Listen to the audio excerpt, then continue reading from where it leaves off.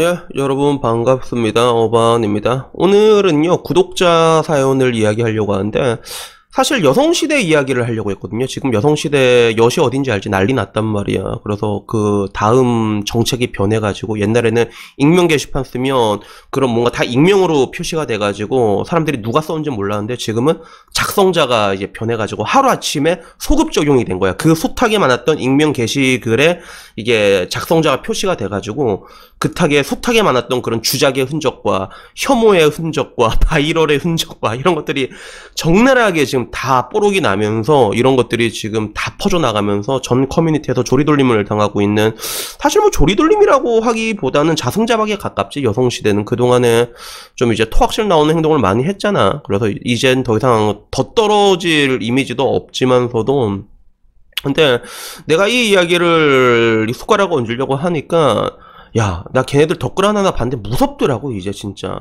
그 혼자서 다중이처럼 크크크 이러면서 막 이제 혐오하는 거 보니까 무섭더라고 진짜. 그래서 여성시대는 굳이 내가 건들 필요가 없겠다. 그래서 이거는 지금 안 그래도 지금 시각이 새벽 지금 딱 12시 3분이거든요 뻐까가 지금 공중제입에 돌면서 만들고 있을 거란 말이야. 그러니까 이거는 뻐까한테 맡겨두고 저는 제 구독자 사연을 이야기를 하려고 합니다.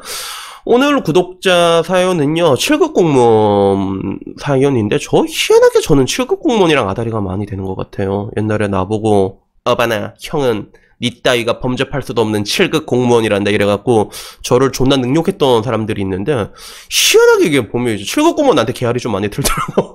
근데 오늘은 개알이 트는 건 아니고, 약간 슬픈 사연을 좀 들고 왔어요. 그래서 우선은 사연을 읽어드리자면요. 바로 읽어드릴게요. 가끔 슈퍼챗으로 결혼에 관한 질문을 몇 개 던지던 26살 구독자입니다. 매일 답변도 잘해주시고 영상도 제가 살아가는데 도움이 너무 많이 됩니다.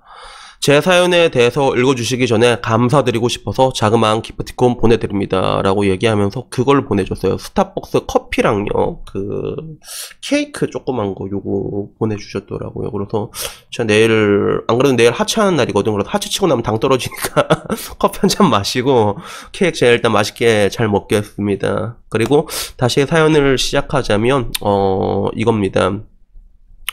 제 상황은 이렇습니다. 5년 된 여자친구가 있고 저보다 1살 많으며 서로의 직업은 지역이 다른 같은 급의 7급 공무원입니다. 여자친구는 저를 많이 사랑하고 결혼에 대해서 어느 정도 세우고자 노력하고 있습니다.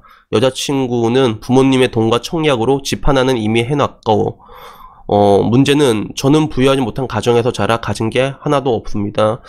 결혼 얘기가 슬슬 나오는 가운데 여자친구는 집도 있고 돈도 있어서 주말 부부라도 좋으니 결혼을 원하지만 저는 최근에 있었던 일로 결혼 생각이 많이 사라졌습니다. 앞서 말씀드렸다시피 제 가정이 부유하지 못한 까닭은 아버지의 사업 실패로 신불자의 파산까지 가게 되었고, 어머니는 이혼을 요구하고 집을 떠났습니다. 제가 어릴 때 아버지는 돈을 쓸 때도 가정을 위해서만 썼고 어머니를 위해서만 썼으며 자기 자신의 취미생활이나 이런 거에는 유흥에는 전혀 손도 안 댔지만 계속되는 사업 실패로 빚더미에 앉게 됐고 결국 어머님께 버림을 받았습니다.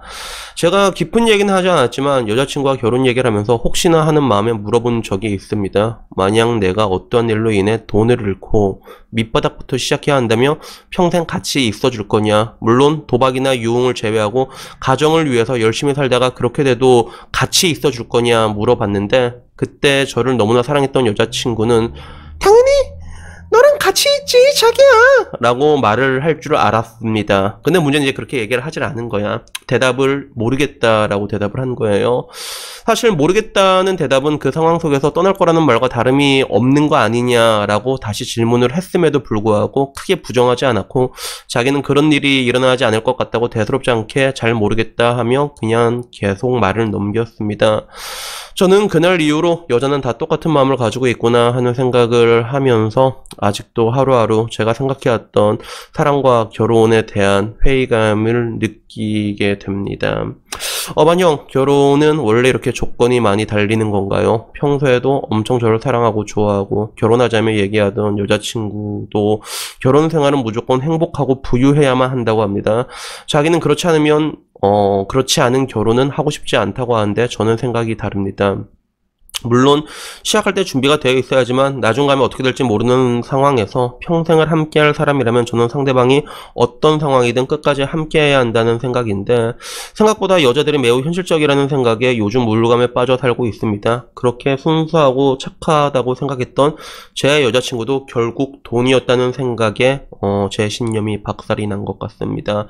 저희 생각을 바꿔야 하는 걸까요? 라는 이런 사연이 왔는데, 여러분들은 이거 읽고 어떤 생각이 드셨어요? 사실 뭐 제가 봤을 때는 별 대수롭지 않은 이야기였거든요. 별 대수롭지 않은 이야기였는데, 근데 글쓴이 본인한테는 그렇지가 않을 거예요. 왜냐하면 본인이 자랐던 환경에 대한 트라우마가 있잖아.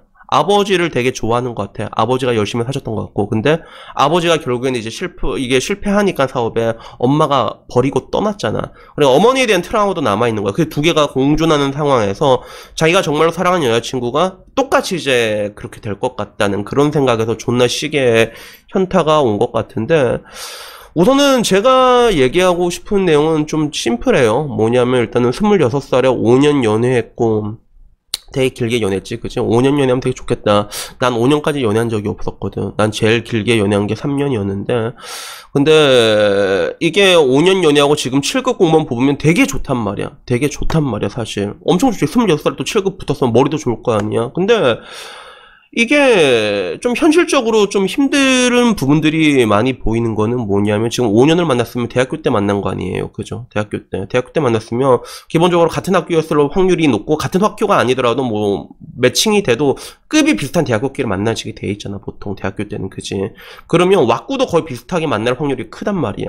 그러면 비슷한 수준의 왁구라고 가정을 하고, 비슷한 수준의 지금 똑같은 7급 공무원이 돼 있잖아.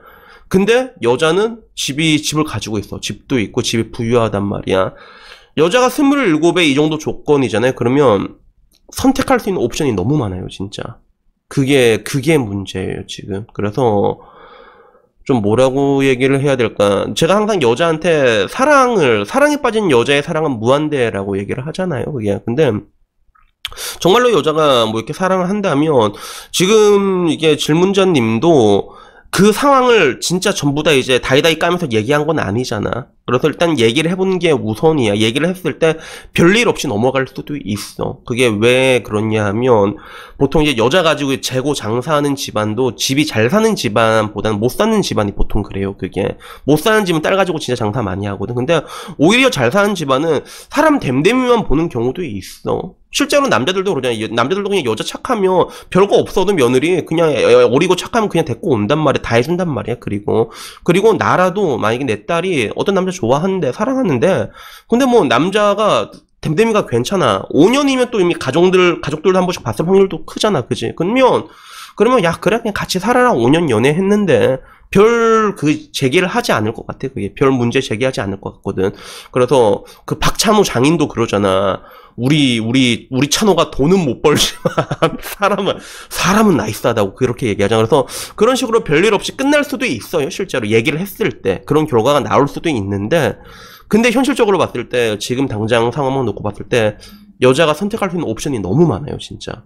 여자가 옵션이 너무 많다는 거야. 그게 문제가 되는 것 같아. 그래서 내가 봤을 때 이거는 사실 이게 다 똑같이 이제 얘기했을 때 잘 될 확률보다는 그래도 여자가 더 좋은 옵션을 선택할 수 있을 확률이 조금 더 높다고 생각을 하거든. 근데 하나 확실한 거는, 이런 상황에서 여자가 이제 그러면 이제 서로 갈 길 가자라고 얘기를 한다고 해도 이렇게 뭔가 질문자님이 원망할 그런 상황까지는 또 아닌 것 같아요. 근데 아마 굉장히 많이 상처받을 거란 말이야. 본인의 그런 트라우마랑 오버랩이 다시 될 거니까. 근데 이러한 상황 자체, 정말로 선택할 게 있는 옵션이 많은 여자가 지금의 질문자님을 이제 냅두고 이제 우리 서로 이제 갈 길을 가자라고 얘기한 이 상황이 또 그렇게까지 상처받을 만한 또 상황은 제가 봤을 때는 아니거든요.